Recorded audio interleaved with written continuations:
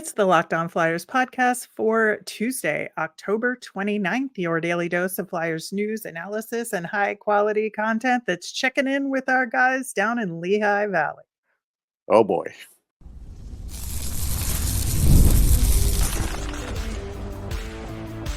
You're Locked On Flyers, your daily podcast on the Philadelphia Flyers. Part of the Locked On Podcast Network. Your team every day. Hey there, and thanks for making Locked On Flyers your first listen every day. I am Rachel Donner. You can find me on Twitter at rmiriam.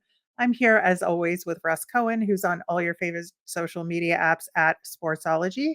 The show is at Locked On Flyers on Instagram, Threads, Blue Sky, and Twitter as well. You can start the season with a big return on FanDuel. New customers can place a $5 bet, and you'll get started with $150 in bonus bets if you win your first $5 bet.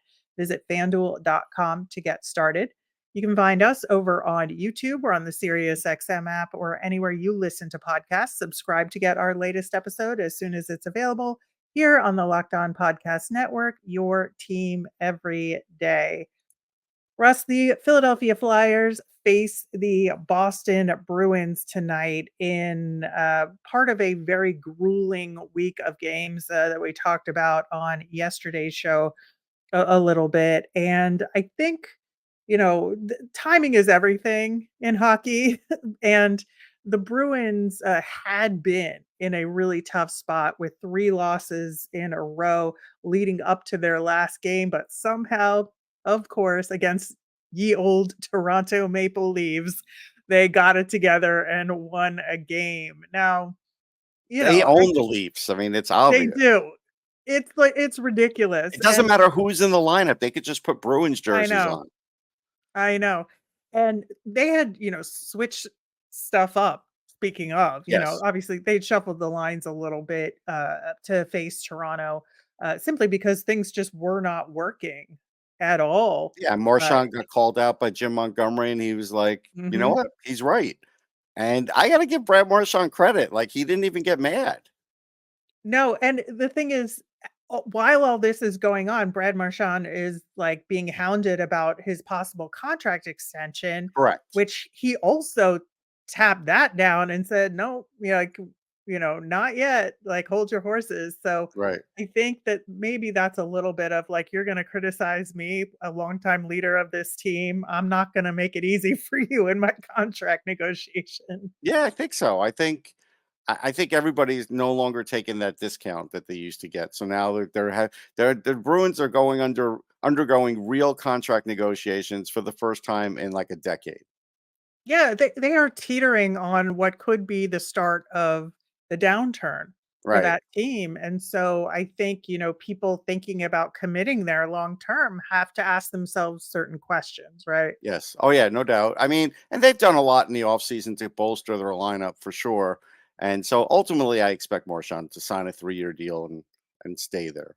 Yeah. So ultimately, Marchand got his first goal of the season in that game. It was the OT winner, of course, because what else would it be with Brad Marchand? But I think, looking at the Flyers trying to match up against this team, I think that there's opportunity there, as we've seen with the Bruins struggling a little bit. They completely missed coverage on Austin Matthews, which was the game tying goal to begin Right. with less than 2 minutes to go in the game that forced the overtime to begin with. So, I think that the Bruins are a much more beatable team than they have been recently. Yeah, I think there's something to that. They're fixed, but they have a good defense. And the one thing about them is they know how to play Bruins hockey. And that's the one thing. I mean, the one thing I'll say about the Flyers, I don't know what Flyers hockey is yet this season. They're not playing it the way John Tortorella wants them to play. So I don't know what Flyers hockey is. I know what Bruins hockey is, though.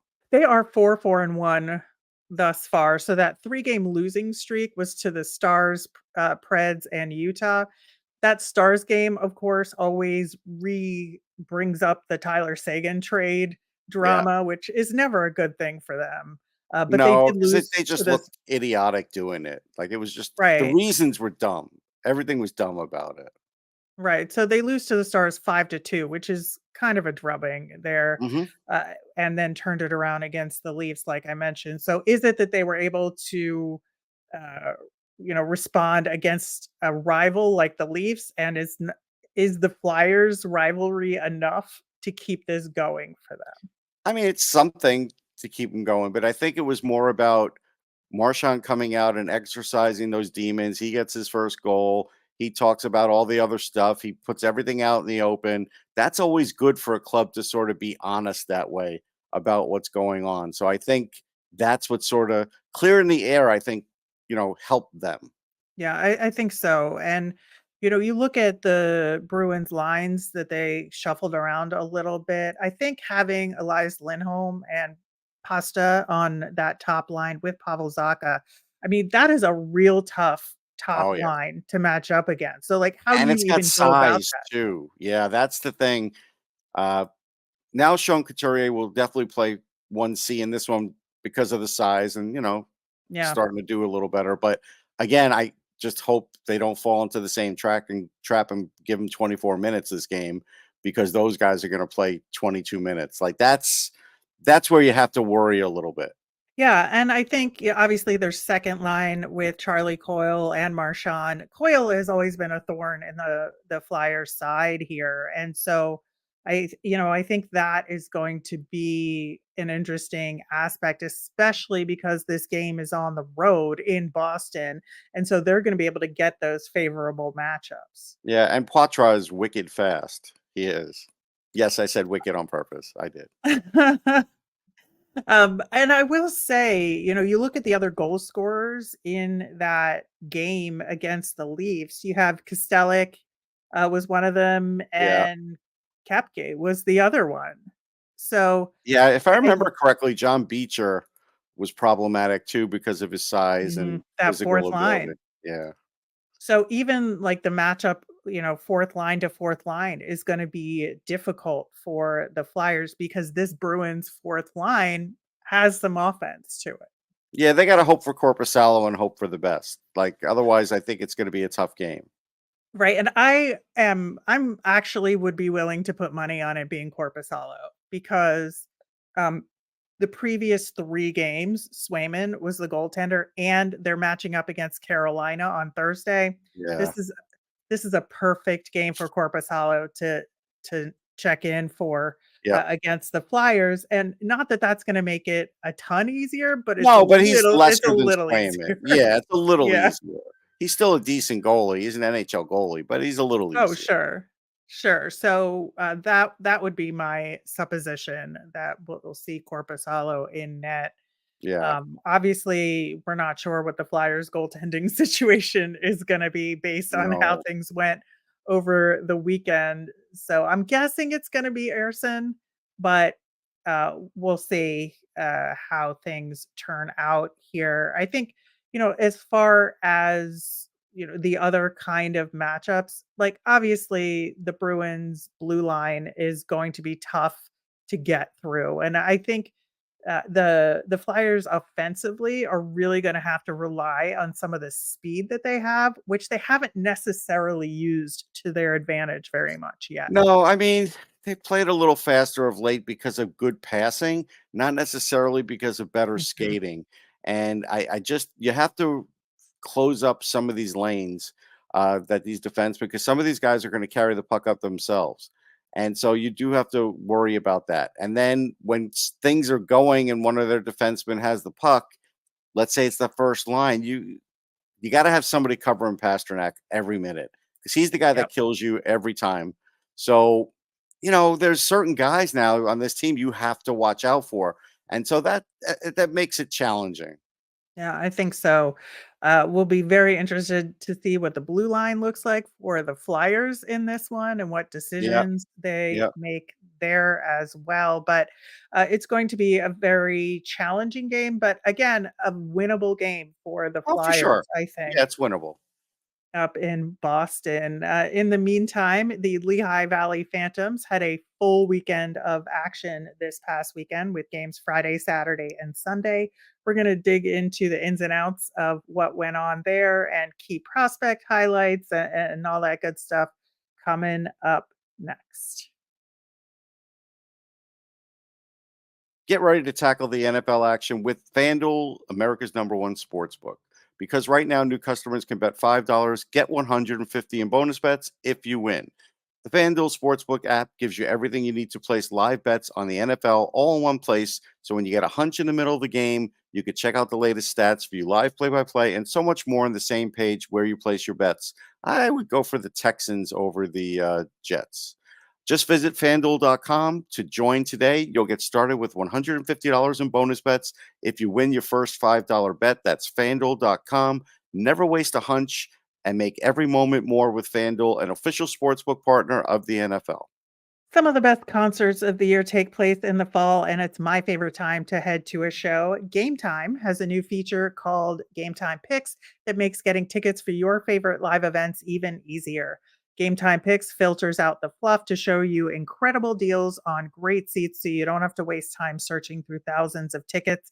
My favorite part of the Game Time app is that it's great for getting notified about last minute flash deals and super deals so you know you're getting the best bang for your buck. Best of all, they have all-in pricing, so there's no surprise fees at checkout when you activate that feature. Also, tickets are sent directly to your phone, so you never have to dig through email.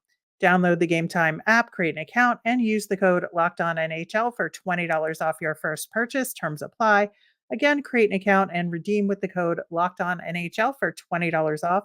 Download Game Time today. What time is it? Game time. On tomorrow's show, we will recap the Bruins game that we just previewed for you in the last segment. Plus, we will have our mailbag. So let us know what you're thinking about and what you want to know from us. You can email us at lockedonflyers@gmail.com, send us a message on Twitter, or comment over on our YouTube channel. Russ, it was a busy, busy weekend for the Lehigh Valley Phantoms. And of course, we know Emil Andre got the call up. So he's only played one game with the Lehigh Valley Phantoms. That was on Friday. And Alexei Kolosov was called up to the Flyers late on Saturday. So Makaniemi, who we saw in the preseason, was called up from Reading, and he backed up Kolosov on Friday, backed up Peterson on Saturday, and played on Sunday. So we got three different goaltenders in action for the Phantoms this weekend. Anthony Richard was back in the lineup after being banged up a little bit, but Rizzo is still out, Marodi is still out, and Mason Primo is still out. Before we dig into the games, just want to congratulate our old pal Michael Layton. I know we have a little bit of trauma related to him. Nobody should. Nobody I expected know. him to go on a run like that. The people that hold something against them, I don't get it. Yeah, but he was named to the AHL Hall of Fame, which truly well deserved. AHL's all-time leader with 50 career shutouts. 7 of those were with the Phantoms when they were in Adirondack in the early 2010s. He played 93 games for the Phantoms, 45, 39, and 6 with a .923 save percentage. Pretty good, which is why he got the call up to the Flyers in the first Right. place. No, he was really good. Back in the early days of Sportsology, I had somebody covering one of his games, and I want to say went to 4 or 5 overtimes, and he had like 70 saves or Mhm. something. It was Yep. insane. Yep, he did play one of those. His overall save percentage in 2010 to 2011 with the Phantoms was tied for the best single season save percentage in franchise history. So again, a really successful Yeah, AHL congrats to career him. for He had a him. nice career. Getting into the games this weekend, not great results. Lost every single game in every single possible fashion. One in overtime, one in regulation, and one in a shootout. So Crazy. there you go. Hard I to know. do. Very hard to do. It's a remarkable accomplishment in a not so great way. So the Phantoms are 6 games in so far. And like I said, 2 of the 3 games went into overtime. And I would say overtime play is something they absolutely need to work on. The 3-on-3, they really had some challenges maintaining puck possession. The overtime loss to Hartford, they lost pretty quickly, so they never really got possession at all. But, I think getting more than one chance against Grand Rapids on Sunday was, like, next to impossible for them. They had some really good chances, but they just couldn't maintain possession to keep it Right. going, and I think that was part of the problem.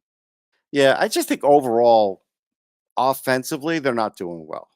Yeah, so, if you look at the AHL's top scorers, Samu Tuomaala is like 48th or something. They don't have enough scoring. Now, they do have too many players. They do. And so I can't use that excuse fully, but I do think it's a problem that some guys haven't played enough. Yeah, and Samu Tuomaala is a point per game right now Right. with 2 goals and 4 assists, which is good. Mhm. But it's definitely, like you said, it's not, they don't have any guys that are just killing it in the No. AHL right now. Now, again, just 6 games in, so I wanna give them a little bit of time, and other teams have played more games than them. For me, I'm not gonna dwell on that right now. That's Maybe fair. in a couple of weeks, I would, but I think that one of the interesting things that's going on is that if you look at the other top scorers on the Phantoms right now, it's Anthony Richard, it's Rodrigo Abols. I think that, like, those guys are helping the prospects right now. I think that, they have some work to do to get on the board a little bit more, but you look at the chemistry of lines like Richard with Rhett Gardner and Olle Lycksell, they're getting better and better, and I think they're gonna capitalize more as we continue a little bit, and then Abels and Tuamala have been playing together a little bit, and that's been building, I think, to something really good, and then on Sunday, uh, Lappy mixed the lines up a little bit, and so Lycksell was playing with Abels and Tuamala together, and I just think that you look at what Richard and Abels are doing, Lycksell and Tuamala are going to benefit from this, and so you'll have stronger, older call-up options in the what I've been calling the triplets, in terms of the new older Yeah. guys that they signed to two-way contracts and key prospects like Olle Lycksell and Samu Tuomaala. Yeah, they just don't have enough goals though. Yep. Overall, Oh, they do not. agreed, Yeah. agreed. That is a problem. And that's something that the coach has to fix. So I get it. You want to have some of these vets teach some of the younger players. That's fine. But there's got to be a reason Lycksell's not doing well. And if it's just line mates, then you gotta change that a little. Lycksell usually has no problem scoring there. None. Right, and I think that because there's all these new guys, he had built really strong dynamics last season, and those Yeah. lines don't exist anymore, and I think Right. it's just gonna take him some time because from what I saw from him early in the weekend, even to Sunday's game, night and day. He was creating chances, he was able to be his usual creative self, a lot more on Sunday, and I really, and that's after a full 3-game weekend and they're gassed. And so I really think that given time, this will get better and the puck will start going in a little bit more. But it's absolutely something to keep an eye on here. As an example, and I don't have the face-off number in front of me, but like Abels doesn't have to be the top line center. You could have Avon play. I have a feeling Avon would play really well with Lycksell because of the speed factor and everything else. Abels doesn't have that speed. So now you're kind of like, and Lycksell has really good acceleration, and I feel like you've slowed up that top line a bit. 2 miles a good skater too. So if you put Avon with them, you'd have a much faster line. Yeah, and Avon's been playing with Eklind, the other Right. part of Right. that Yeah. combination, which based on what they're doing is part of the plan, it seems, I right? get it. Part of the plan, but right now you could vary from that a little bit. Like Avon's I think not they so will. yeah. I think Avon's they not will so young that he eventually. can't handle it. Yeah. Right. I think they're just trying to give the prospects some support by playing with these older guys right now, and eventually they'll graduate to playing together. Yeah. I really, it just seems to me that that's what they're doing here. And I think that honestly, I don't hate it. I think that they're going to have to start winning so that they can build some confidence Well, that's what in I'm order to getting have at. it work, right? That's I mean, the crux. they only have one 20-year-old there, and it's Sawyer Bolton, right? And we're not going to really. Uh, No, he's not really playing. I mean, he no, is, but he's playing a little bit, but I'm just saying, there's yeah. nobody that's 20 there where you would say, okay, they got to really start off really slow. Like Mhm. everybody's 21, 22 or older. That's what I'm saying. I think they should start to change that a little bit. I do. Yeah, and I think they will. I think it's just gonna be in a couple of weeks, Yeah. and maybe if they've won a few more times.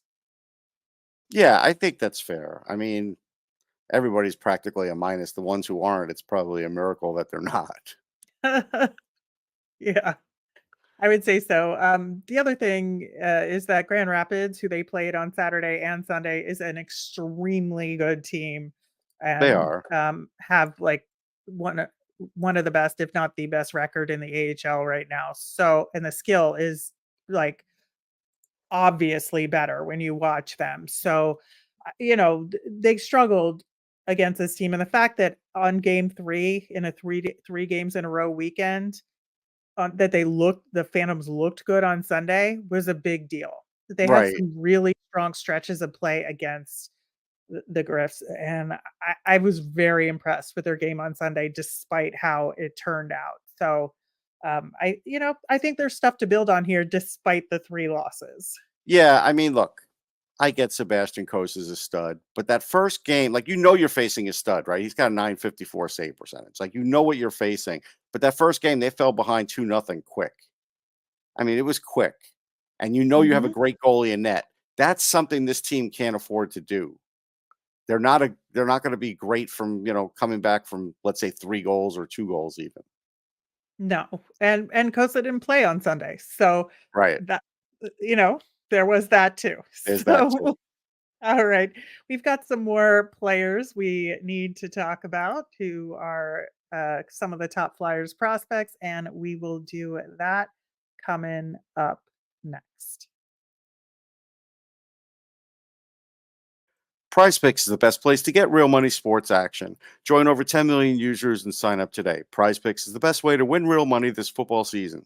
Which players are going off? Which ones aren't? Make your picks in less than 60 seconds and turn your sports opinions into real money all season long with Prize Picks. You can now win up to 100 times your money on Prize Picks with as little as 4 correct picks. Prize Picks invented the flex pay, which means you can still cash out if your lineup isn't perfect. You could double your money even if one of your picks doesn't hit. And Prize Picks puts their members first, so all withdrawals are fast, safe, and secure. When my picks hit, I can get my money in as quick as 15 minutes. Download the app today and use the code LOCKEDONNHL to get $50 instantly after you play your first $5 lineup. That's code LOCKEDONNHL on Prize Picks to get $50 instantly when you play $5. Prize Picks, run your game. All right. So looking at some of the other players, we did talk about Olle Lycksell. Samu Yeah, Tuomaala is a point per game. Like I said, second goal yeah, of the season on Friday. He got his fourth assist on Sunday, leading the team in points. He still needs to do more. he Like we does. said, I think Yeah, just needs to be a bigger factor out there and look like he's kind of graduating and correct. starts to look like he doesn't belong there. That's the goal for him this season, Yep, right? yep. I agree. Yeah, he's got to be, a top 20, 25 scorer at least. If he's not, like, how could you justify having him in the NHL? I mean, I you can, but it might be Yeah. difficult for him, Well, it's going to be right? difficult because he's not a bottom 6 guy either. Right. Like, you might be able to stick him on the third line, maybe, but you know what I'm saying? That's his skill set isn't set for that, really. Yeah. Elliot Desnoyers is really an interesting case for me right now because I really felt like he played much better on Saturday than he did on Friday. He was scratched Sunday. I'm not entirely sure why. So I can't say if it was performance based or if it was just to rest him because they have to get all those guys in, right? To your point, Yeah. they're moving stuff around, but Alexis Gendron checked in on the Sunday game for his first game of the season, which got a is goal and crazy. yeah, he got a goal and an assist in that game. I think he's gonna stick in the lineup a little bit more, but I don't want it to be, at the, um, dismissal Expense. of the expense of Elliot Desnoyers because, I'm not sure where they're going with him because he needs confidence, and he had a lot better moments on Saturday against a very tough Grand Rapids team and then sits. So I don't know how that helps him because it's better for him to play against these tough teams. Well, here's some things I don't like. So first thing is he's only averaging 11:59 of ice time. You're not Mhm. going to Yeah, get 3rd, 4th line. right. You're not going Not to good get enough. what you want out of him with that little bit. 19 seconds of power play time. Like he's got to be on the power play somewhere. Yep. You can't tell me there's not a place for him on the power play. Why is he not getting points? Well, he's not getting ice time. He's not getting power play. Okay, maybe they don't like what he's doing. He's actually a 0 when it comes to penalties for and against, which is great. Like Yep. that's considering that's solid. 83% shots on goal. So you can't say he's not shooting the puck on the net. Now, again, some of them have to go in. But yeah, puck battles 50%. I'm getting all these from Instat Right. because And he that's why is I'm doing confused. right. He is doing something and he's doing enough to deserve more. He should be getting more of a chance to try and find himself. Yeah, I 100% agree, and Yeah. that's why I've been so perplexed with Yeah. his usage this season thus far. Talked a little bit about Rodrigo Abols, Anthony Richard, and Oskar Eklind. Man, Richard is so fun to Yeah. watch. Yeah. He's good. Um, an assist Friday, a goal each on Saturday and Sunday. I love his speed, and I love, like I said, what he's bringing to that line in terms of helping the other prospects, but Yeah. making his own case as well. Oskar Eklind got his second goal of the season on Friday. Really good positioning to be there at the open side of the net to get that rebound and tap it home.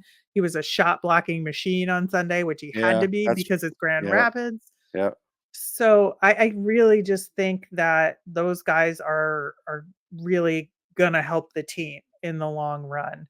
Um, Jacob Gaucher continues to be part of the leaders in points so far. Yeah. Second Yeah. goal of the season on Friday. That's good. A little surprising from him, to be honest, in a good way. And again, Gendron checking in for the first time. I don't want to see him sit for like 2 weeks at this point. Right, I agree. So, I'm also looking at Helge Grans' numbers, and he's Mhm. getting this perplexes me a little bit because he's getting over 20 minutes of ice time, and he's Right. getting, a minute 40 of power play. Might be a little much even for him because he does have some ability, but he's not going to be a massive power play scorer. But the other thing is, so his offensive zone starts are 79%, and his defensive zone starts only 21%. If you're getting That's 20 weird. if you're That's getting weird. 20 minutes of ice time, that is a weird breakdown, man. That's Yeah, odd. I don't And know maybe it's why. not 100%. You go on a site like this, maybe it's not 100%, but it's pretty close. They're usually pretty close to being accurate. Right, and what's so weird about that? So, he had this weekend in the 3 games, he was paired with Andre on Friday, but then Andre left, and so he was with Adard for the other 2 games, and Adard is an offensively minded defenseman, Right. so maybe that's why Grans is getting those offensive zone starts, because Adard is with him? That's the only theory I can come up with. Maybe, but someone still has to play defense. Right, and so he's helping, I think, Adard get over whatever his issue is, because obviously his, camp was not good, right? No. And that's why Adard got sent down to Lehigh Valley and nobody picked him up on waivers. And so Adard is having a little bit of a tough time getting He things is. going, I still which have is faith he'll turn it understandable. around. Yeah, I think he's probably mentally not even realizing, but he's suffering a little bit, and I think it'll turn around. But I think that I do too. the positive thing here is they may have something in Helge Grans, and they may never see him in Philly. Like I don't know what's going to happen with him, but he's worth. He. It's not like he's too old, and it's not like he doesn't have tools to be some sort of NHL defenseman still. Yeah, I think they're gonna help each other, to be honest, in that Yeah, pairing. So I wanna see more of it just 'cause I do think Adder got better as the weekend progressed as well. He was like one of those guys that's just starting to get going and kinda yeah. get over that mental block that he probably had going into the season. So, I have really high hopes that the 2 of them will be a very strong defensive pair for the Phantoms. Yeah, I think they should be good. I mean, Yeah. This week is a very unusual week for the Phantoms. They have a Wednesday game tomorrow at Hershey and then don't play until Saturday at Springfield. And then that's it for the weekend. So no back to backs. So this week is a really good opportunity to have well rested, well practiced practiced, yeah. Phantoms here with the most ideal lineup in both games. Yeah, no excuses. They gotta put some wins up. Yep. So we'll see how this go. Hershey's going to be tough because Oh, obviously yeah. one of the top teams in the I AHL. mean, It it's seems hard to like to every year. concentrate when the whole town smells like chocolate. I mean, it is hard to You concentrate. make that joke every I time. know. It's because it's evergreen.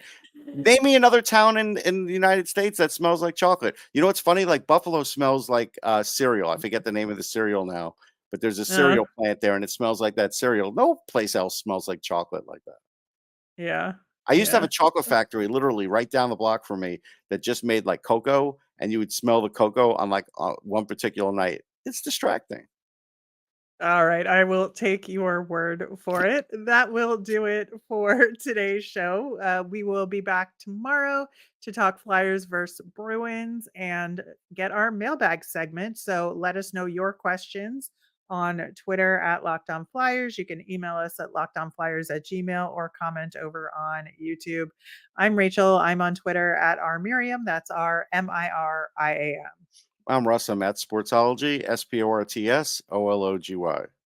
Thanks for making Locked On Flyers your first listen today. For your next listen, find Locked On Fantasy Hockey. Become a fantasy hockey expert. Get the edge over your league mates with daily tips from Steal and Flip. Find Locked On Fantasy Hockey on YouTube or wherever you listen to podcasts. Have a great day, everyone.